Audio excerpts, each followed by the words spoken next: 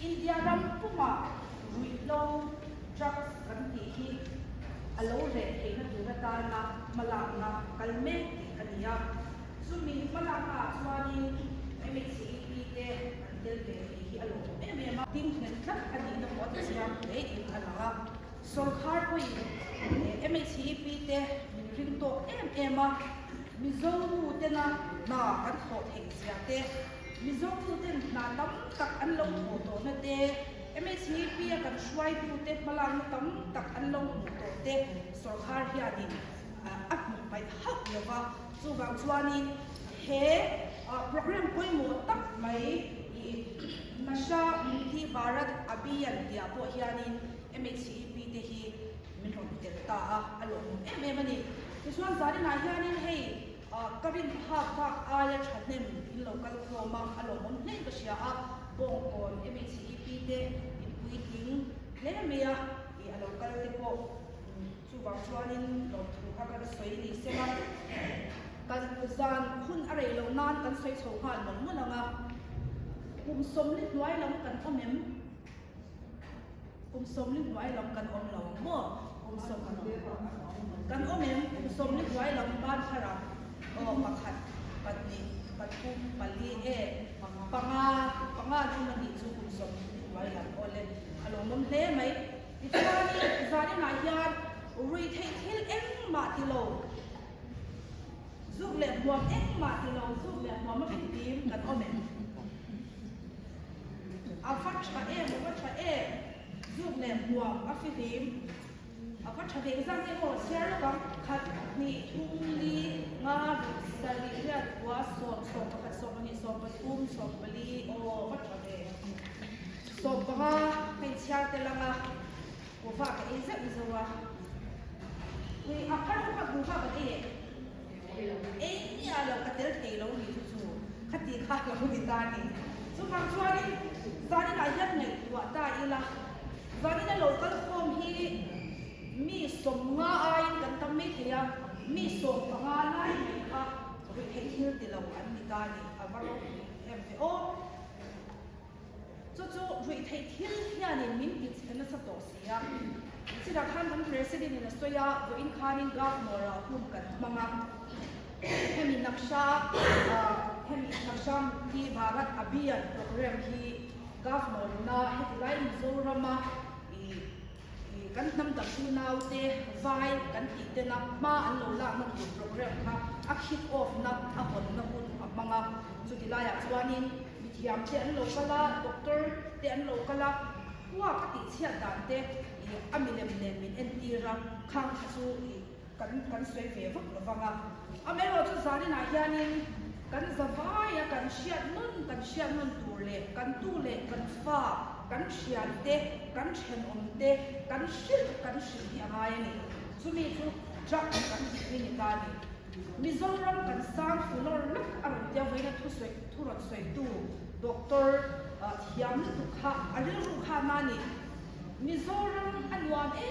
mea traffic rules te tha ma kan lo hu ve thina social media te mizoram traffic rules that sia te enge ni motor hon ren lo nu mun ni sia te mishim te tu ma inti buai lo wa inom ta te kan lo hu wa kalon ma mizoram koi ka ron kal sa ka ni lepui airport ka thum chi lepui airport ka ke ka phata ka ron kal chi chu mei khu te sa ta te hetiang rim zong hi ka ron she ta hala hei yani min ti mang anga min ti na ani in mail te hem we ke khilwa hian in mail tha em tu te in mail te alok sia tha in chang kan na em tura te in chang kan lo tha in mason na tura te ma in son lo tha chu wang chuan heng hian in karil ru ati na ma zirtir na hi tam le zwal hi in nei chho ze na mai ni in chu mi thiam fe na kon kal te ko chuan a soya ni mi zo si nga chuanin drugs kan ti hian a mas sa pera chuanin drugs lian pui kha avani ngal lo bani drugs กันตีเรื่องนั้นช่วงกันสวยอันคาร drugs ตัวเองเนี่ยกันตีช่วง drugs เรื่องเรื่องจุด addict ให้กินกันตักษาไม่ดีกว่าอยาก addict ให้กินกันพวกจบไว้ให้ทานเนี่ยช่วงบางช่วงนี้กูว่าแล้วนี่ตาโม่มาสับกระดาษช่วงกูว่ากันเองหรอกทุกช่วงกันหันเองตาอันว่ามันนี่ตัวเรากูไปจ้างนะคะว่ามันนี่บุญละพี่จะได้ในเพจช่วงนี้กูฟังเองที่ฮาร์ดเดอร์เมียเนี่ยกันบวยมาแล้วอาเช่นเพจช่วงกันบุยกันขันบอกปะนี่คิดเตะตะกะจังนี่นะเองจัดสิ่งนั้นเดี๋ยวเขาเดี๋ยวสุดท้ายไม่เชื่อเพจช่วงสาระว่าสิ่งจัดตาสาระหันหัวตาที่เกิดจังนี่ทีนMHCP ก็พบกันโดนนักสัตย์ขัดที่รังกาอย่างจีเดข้ามสาดสับเมนนักที่ไม่ยังข้ามเน็ตนึกตุนไล่อารมณ์สวัสดิ์ตาเสการ์ดีเดข้าโลอมเทโลทุกนะพวกข้าติดไว้ตานี่พวกข้าติดไว้แล้วรวมดีนะเห็นยังรวมกันพอดีไม่เบียร์ละมาคานเห็นริงลงที่เฮียนกันพวกกับท่านรวมดีนะครับที่หน่วยเบียร์รวมทั้งที่เมนี่จูนนะคะแล้ววันนี้ที่รอสัตว์กันหันหัวมาเดินต่างฝั่งก็กันต่างวงเอาวันจูนเราไปหันไงตัวจะจูนเราไปตักจูนที่เขาบอกวันก็ไปเลยทอดตาจูนเราไปเขาปนี่ไม่เสียไม่เสียจูนเราฟังโมที่จูนเราลุกข้านี่มาเสียตัวขาดไว้ตัวจากนะคะมินเป็นตัวนี้อาหารตัวนี้สุดท้ายส่วนอากาศเฉาเจละอากาศเฉาเจละอาสาโซกาขัดอารมณ์หัวตึกเมียนี่โมสาดไอคานี่เห็นแต่อาสาชิดข้าลงหัวมาอาสาชิด number 4เพ่งจู่ลงหัวตัวมานี่ตักสักคนพวกข้างในตัวนั่นจ้ากันชิดตัวตาอาราพัดโฉดเด็ดโอ้ยสักมาท่าลงตัวแล้วกันจู่ฟังชวนินเฮริเทจฮิลอาจารย์ยันกันเราฝึกลิ้นโตแล้ววันนี้กันคุณไล่ค่ะชื่อตุชาพวกกันเลยแล้ววันนี้ awareness กันเตียงสิเดียช่วงช่วงนี้ตัวน่าช่วงนี้ข้อเวรไอ้ยิ่งเฉาเจละกุมสักขันสักว่าสมคันให้เตียงdrugs เด็กนั่นเร่งเดียเราหน้า fear era อันเดียเราหน้าขัดกันชื่อนั่นเองเอ็นที่นั้น HIV/AIDS ที่พวกอารุณสวัสดิ์ส่วนเราแต่เป็นกันชื่อตาข้อเวรปุ๊บปุยอ่ะโซลามันเราอันมานี่จะไปรู้ว่าเดอันกุลชุดรู้ว่าเด็กเรานะอีส่วนข้อเวรนี่อารมณ์เสียที่ยามเนี่ยสักขันสักว่าสมสรินุละมาชวนใครเราเนี่ยยันมิชินที่มินติชาเราเร่งจะว่าจะ awareness สังไงนี่ตาawareness ค่ะตั้งที่อันเปิดอินชิเชียค่ะอารมณ์นี่ตานี่จุดนั้นจะด็อกเตอร์เต้มิทยามเต้ researcher เต้ขันอินชิเลตาอารมณ์นั้นตัวเลยเราตานี่สักขันสักว่าสมเด็จพระจอมชวนเห็นกันเที่ยวชาโลตีเตฮี behavior change กันหนุนดันกันทักเห็นนักตัวไงตัวอะไรนี่เต advertisement บางอย่างนี่กิเลตานี่ advertise ที่ชวนอัดภาพนักตัวขับกันนี่เลยลงง่ายตานี่โมเอ็นที่นั่น example HIV ที่พวกกันมาอินซูมให้เราวินิจฉัยคนดมมังรอคนดม advertisement นั่นเดือดพาเราสอบไม่ยังส่วนบางช่วงนี้เช็คทัดค่านี่ซุ่มโดนหน้าดันหลงมังตานี่โมซุ่มโดนหน้าดันมังเขาว่าส่วนบางช่วงสิ่งที่ได้พวกค่ะนั่นเดือดพา advertisement ค่ะเราสอบเขาแต่นี่เมื่อเราจุดด่านท่านขับตาสิ่งที่พวกมาเรียกในท่านปานเด็กขลังวิริยมด่านที่เราขับไปปานเด็กมาเสียสูงมันมีทั้งสิ่งที่จะมีเข้ามาวางคานสิ่งที่จะเข้าสู่ตะโกมันมีใครมาต้านมาขัดมันง่ายเลยค่ะวันนี้ข้าบริการส่วนบางส่วนนี้ zero นักจังเตะ research จังเตะเทียมนักจังเตะคุณเราไปเจล่ะกุมสักขัดสักว่าส่งตัวจังส่วน strategic communication อีราเป็นตาสุดท้ายส่วน plan ชัดตะกี้กันกันละมั้งส่วน plan บางส่วนนี้ที่ขันมากันมาเฉาโดนนี่ส่วน plan หลายส่วนมิชชั่นส่งหักกันอินโฟยฟังไงมาส่วนนี้ด็อกเตอร์เลยมีเทียมที่จบเต็มนี่ตาเฮฟเลยนั้นส่วนนี้ส่งกันติดละไงส่วนบางส่วนสานี่นะเฮฟอีกที่พวกกันลงกันโคมตานี่เฮฟเลยนั้นส่วน community involvement เต็มลงไงตาส่วนเฮฟ strategic communication plan ที่อัดสักแต่ตาเอ็นที่นั้น hel ka te chuan a sha te lo ta in tin na kal tro khang te khanin vaccine la ka chung dan te no te khu te pe ta tu te min sir ti ra chu chuan na sa ka tin pason na min thlen ta ni chu bang chuan he drugs su cha ma po hian ke ni hi kan te la ngai ta he strategic communication plan hi sarkar hian akal pu ngai ta chu mikal pui nu chuan ke ni MEC member thanga chu bang chuan drugs hi enge ni a engtin nge ta tho thei ti hi kan share sia ngai em ani e drugs sa in nam noi atir te a clay role an lo nia kan fanu kan fapa kan tunu kan tupa te an tum thum hi ai thak ani chu ta chuan ni kan si ve em hi lo mai a an hian kum ngai lo mel shet ngai lo te an lo shi thar ta ven dam de mi te tin ven chu ma po kan loi lo ko shan po ni lo kan se so na mi po ni lo hian te an lo pom de te kha ena ti nge ti kha e ma ni kha ni kan so mai ena ti nge he ki a pom ta te ni kha kan si amai chu ti na kha na mu te mo na ani Ituani, siyan te an thak rin theya, khang te kan lo ko rin lo theya ni, siyan te kan lo thak rin theya, ena tinge hiyan siyan na thak rin. Tin mutswak rin sa umte, numuay umte, mutswak rin an umte, hakbang lo ka an umte.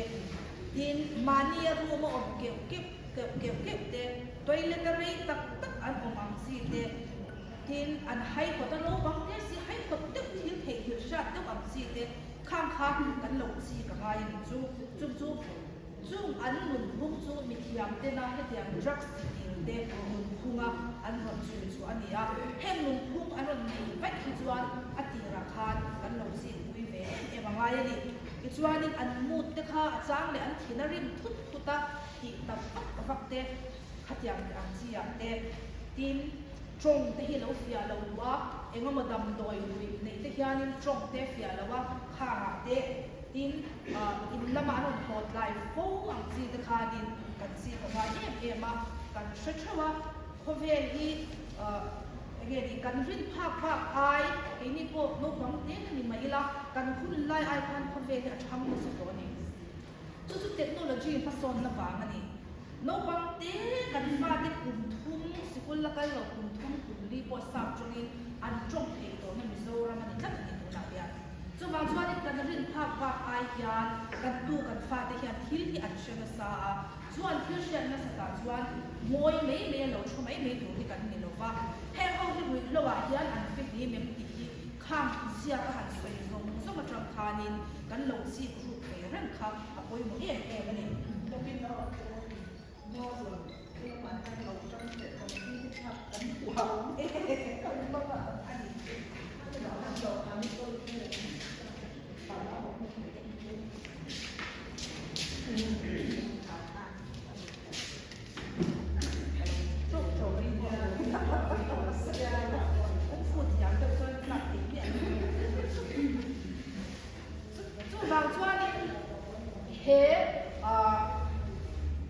Naksha Mukti Bharat Abhiyan hianina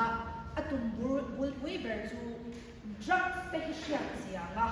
drugs ti ru te anum dan te hishiat sianga communication in bia ko na cha kan nei thar le hi koi mo chung tina khotla angte kan su kwa me ni lovin kan chen omte kan khotla anga te ko in bia ko na cha kan nei angai ni chulai chu koi mo ema chulai chu kan ni sang kan mo te ko lo ni ta tu nai het su kwa kan ning ang lowa mi ta tak an khongai kha kan ni an ma ni du wa mo le ni lovin fasha te nan lo pia ma chu wang chot kham te kha MECP chuani kan wat kwa te ve ka ga ya ni chu wang chot communication no koi mo ba ni and this communication chu he ha hian communication tha kan nei ang ti chuan communication lama zirmi te chuan mi kan in bia ko reng hian kan thu soi hi chu 30% za som thum chawani kan che zia zong kan in chei dan te hiani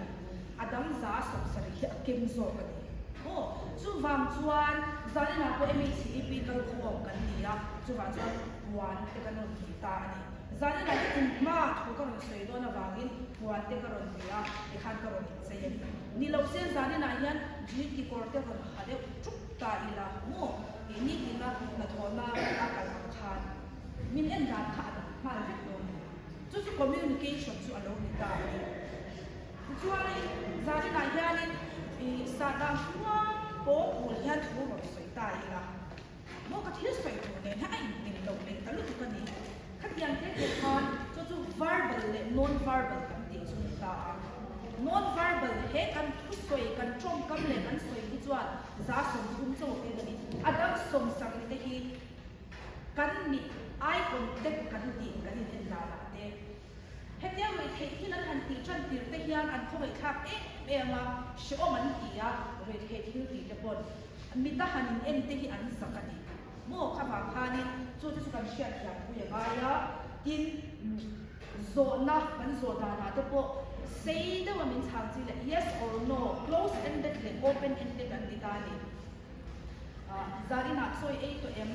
han ri mo te o le a ya chang chi tha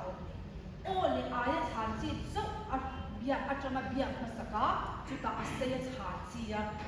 nge ni zo na zo te kha hin na a ti ra chama zo na sei de wa chang chi enge zo le du zo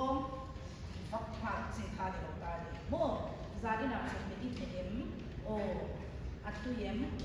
o le ai a chang kha ai chan zo tu ba ni khati te ya communication kha kal pui kha alo mai ta chu ta chuan kan mit meng te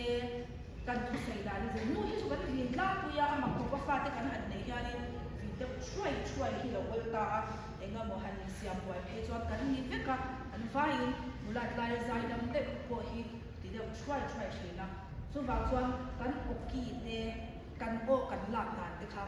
hem ho rui lo wa thu me te lo thu to te lo la thu lo du ra kan du te kan biak da la te po hianin kan o kha apoi mo em ani chuanin apakhat le chuanin empathy le sympathy te sa chuan chu enge ni empathy ni le chu mi kha pashiat yama arui lo ti na te aswal na te pashiat yam puya engtin nge khla chang kha na lo ta chuang tia mala pu da thiam ngai ta ni amero chu mi zo wa phe chuan kan thiam lo wa tam tak chu sympathy kan tia yanin kan om ta thina ni sympathy om sia chu mi ti swala hat kan lo na ve ma mi ti swala hat kan lo khongai tu ka kan lo buang ra ta shena kha a that na tu akong ko mu tu ni ai kha kan khongai na kha ni a tu zo lu tu ka wang khan kan lo dua lu tu ka wang khan wai na kha a ro zo swak zo ka ni chu wang chuanin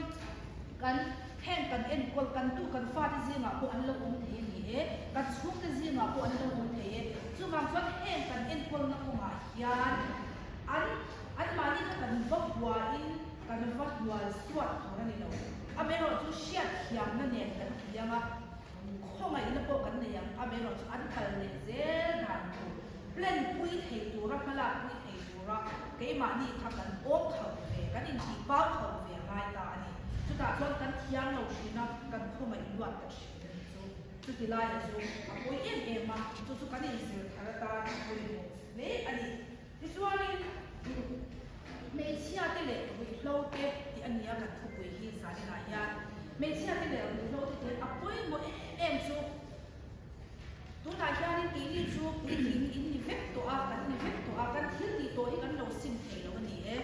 sa da te wi bur te ku fa te kan lo ti ani thei a me ro chu kan fa kan tu la no pang te ti an khoi ve kan phal tu kan ni chu man chu ku va lei tu ra in ti te a sa da bur min lo la ku lo ro ti a chang hian sa da kha ap lo ro ti ka chu man chu ni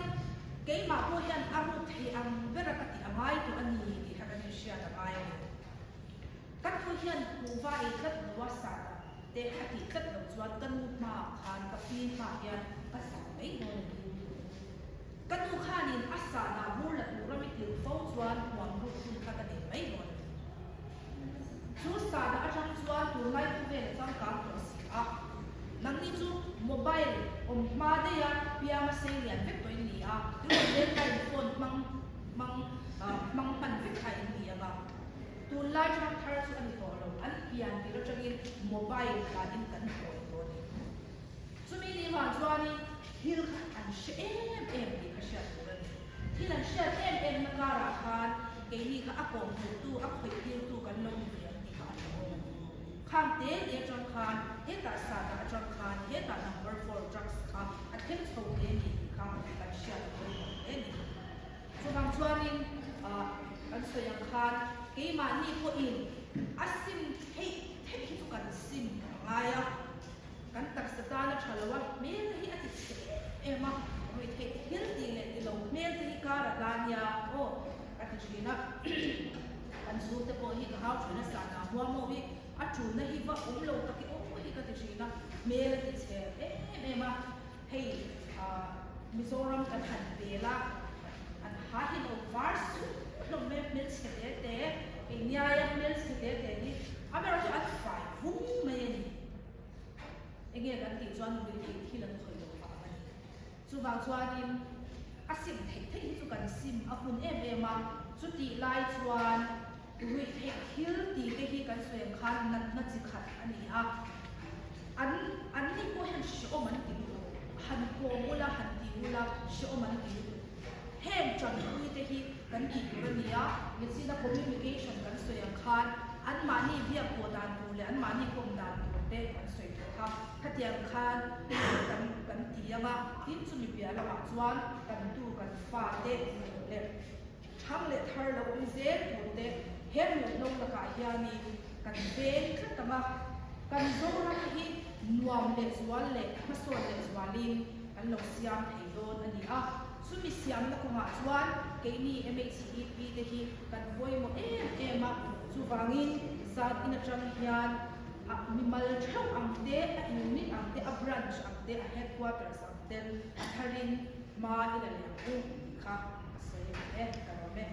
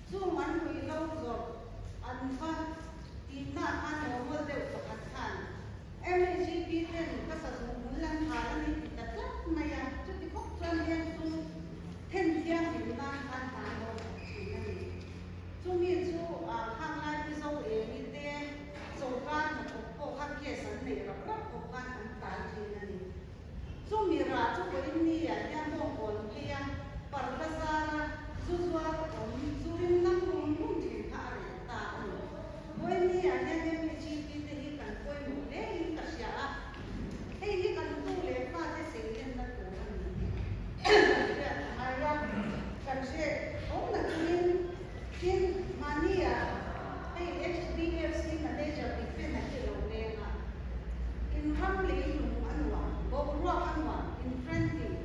ma se na tine chalai te zombie an tam ene group of zombies an ni on dia chu mi thi ni si lo mi nu ni bok si lo future nei lo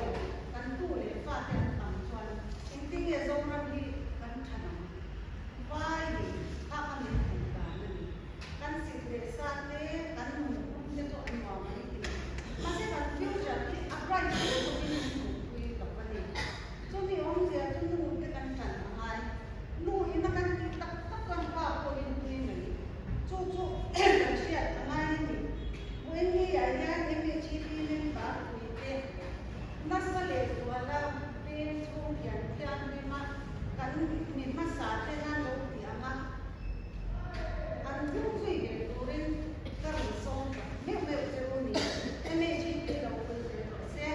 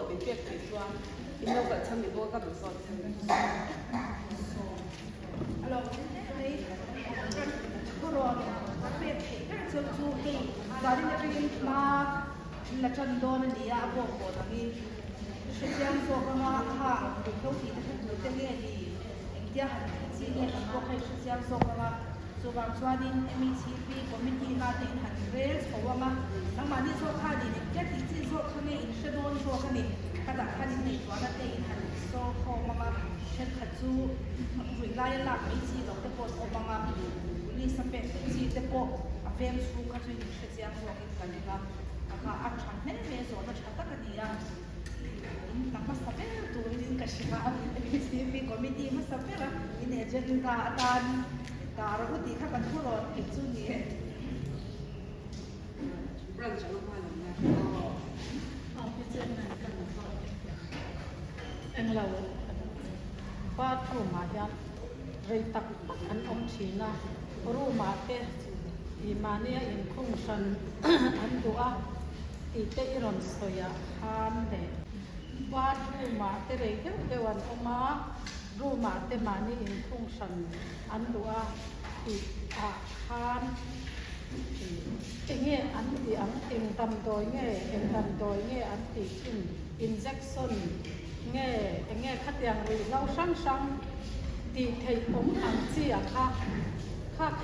เสียแต่ก็จากกันไม่ได้ อันนี้ต้องกินดูที่อัตมาเมียดูที่อัตมาสุวรรณส่วนนี้ข้างมีเทียมที่น่าอันเสียน่าจะมาทันทีสวายนะข้างมุ้งจังอันนี้อันนี้กันฟิล์มอุระกันเอ็นบุญอะไรอะอะไรนี่เราไม่เองก็ก็อันนี้สู้มีเทียมที่น่าอันเสียน่าอันที่เราชวนข้างมุ้งจังข้างbehavior ค่ะอันนี้จันนะที่จันนะ behavior ที่ที่อวานินที่ไรมันจะจีบสวรรค์อะไรที่นั่นอดัมโดยนะมาคัดสู้สวยหาทับไหมข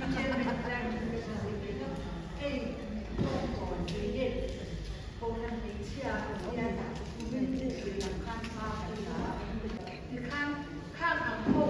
โพสดูโตลงมาที่นักโลมาโตลงที่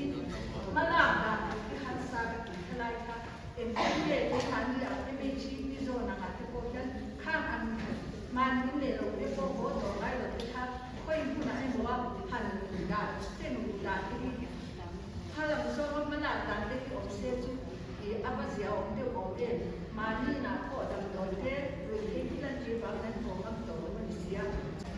ได้อาการที่เรียนมากเป็นการชุมนุมติดการดูค่ะการดูการเป็นคดีสู้ๆอโปลอามามาลาดงทัน NGO ที่อันออกมา NGO ที่ของวิทยาที่ข้าไปหมดโดนเมียที่เราจะมาพวก NGO ตั้งสองพาร์ทนะอันจัดวิยา NGO ที่นั่นทานออกมาทางที่ข้ากันเมียเสียชัดที่อาวันชอบอีโอขัดแย้งมากๆกันหลักกับทั้งหมดว่าสู่ NGO ว่าที่เนี่ยจังหวะปกติเราขัดว่าที่มาดีคนขัดว่ามาสะดวกนะจุดละส่วนนี้โอ้ทาง NGO มาหลักที่เป็นพวกเขาอันนี้อะไร จะสำเร็จปกติเราต้องการสาหัสสมบูรณ์ประเดี๋ยวเดียว emergency อันนี้จะส่งมันอีกเดียวมันอีกแค่นี้สองสามเดือนเสร็จแล้ววันนี้คนปกติเสียเวลาอินมาหัวขนาดเราส่งตัวมันจะวันนี้จะสำเร็จปกติสาหัสสมบูรณ์ประเดี๋ยวจะส่งมันอีกเดียวเนี่ยโม่ทิ้งจะมีบ้าตาคนมองตัวละคนสักที่สัดานเอาบุกมาถ้ามีที่เขาดูบุลาแค่นี้ไอ้ยังมีสบายไว้จะให้ที่ตามเสียงเตียนมาเป๊ะก็อันมาหุ่นโผล่ถ้าอย่างโลเนี่ยอย่างนั้นที่โผล่อันเป็นที่นั่นเองค่ะโม่ปุ่มส่งประเดี๋ยวจินตาปุ่มทุ่มชูมันน้องเทียปุ่มส่งมาแบบจินที่ปุ่มวัดชูมันน้องเทียพวกนี้ให้ Director of Women and Child Development of Peace อาจจะเรียนแล้วมันก็ท่านดูหัวด้วยที่ดูแลมาส่งเราเลยรีเซ็ต